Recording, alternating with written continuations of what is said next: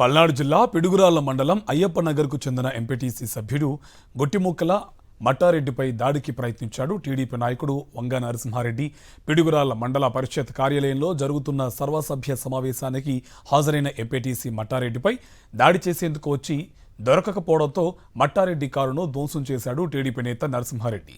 TDP నేత దాడి ముందే తెలియడంతో అప్రమత్తమైతే తప్పించుకున్నట్లు మట్టారెడ్డి తెలిపారు.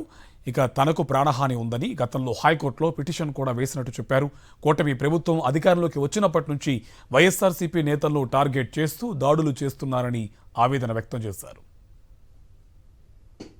మీటింగ్ ఉందని చెప్పేసి నోటీస్ ఇస్తే ఈరోజు నేను మీటింగ్ రావడం కోసం అని చెప్పేసి వచ్చాను.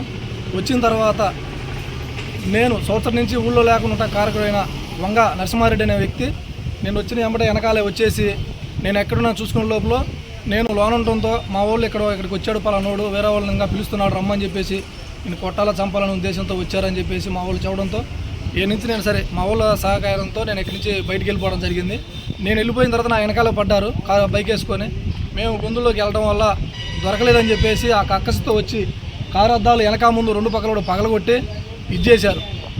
ఇదంతా కూడా సంవత్సరంన్నరకు అవును టీడీపీ గవర్నమెంట్ వచ్చిన కాడి నుంచి కూడా మేము ఊళ్ళో లేము, కేవలం ఈ మీటింగ్ ఉందని చెప్పేసి వచ్చా.